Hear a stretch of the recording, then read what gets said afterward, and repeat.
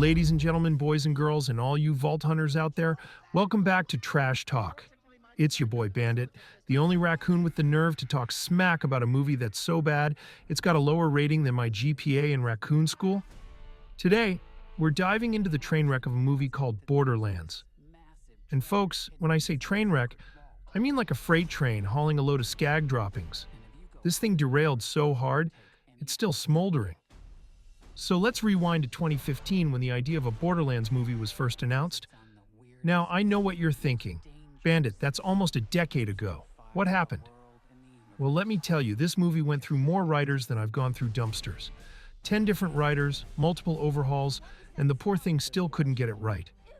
It's like watching a raccoon trying to open a locked trash can. Painful, sad, and kind of funny if you're into dark humor.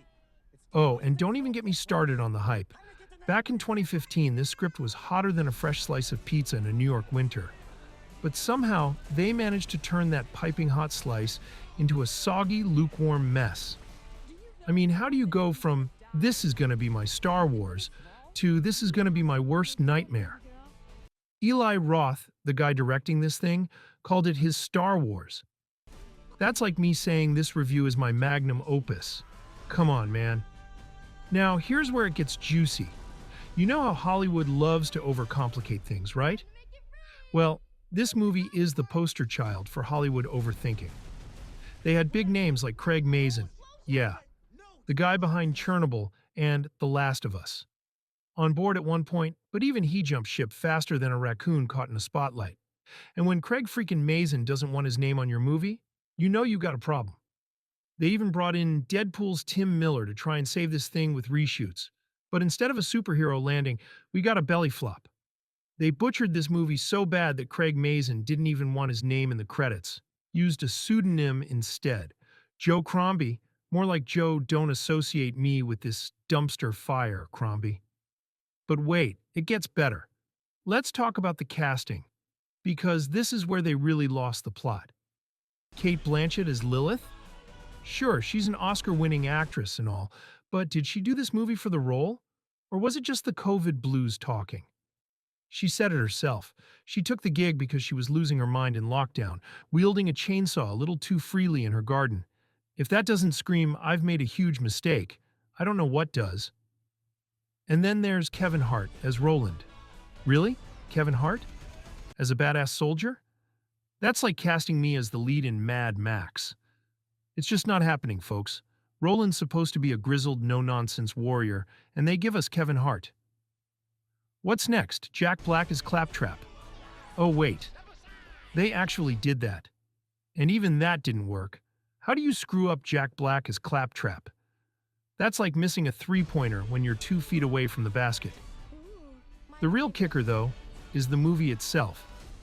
They took a franchise known for its over-the-top violence, crude humor, and edgy style, and sanded it down until it was smoother than a baby's bottom. This was supposed to be an R-rated, blood-soaked, chaos-filled adventure, think The Boys with loot crates. And instead we got a PG-13 snooze fest.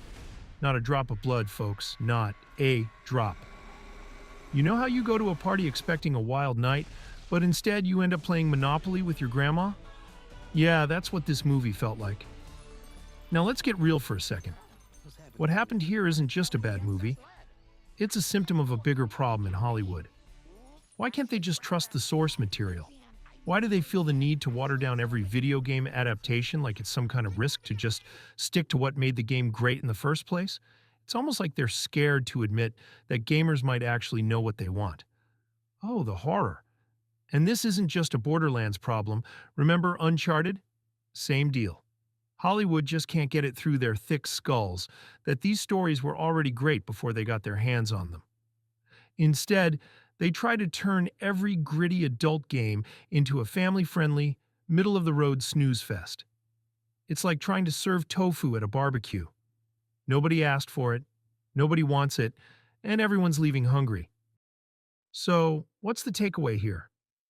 Well, if you're looking for a true Borderlands experience, just go replay the games. Trust me, they're way more fun than this mess. And if you're thinking about seeing the movie, do yourself a favor. Save your money and spend it on something more entertaining, like literally anything else. This has been Bandit, serving you the truth straight out of the trash. Don't forget to like, subscribe, and hit that bell icon so you don't miss any of my hot takes. Until next time, keep it real, keep it trashy, and keep your standards higher than Hollywood's.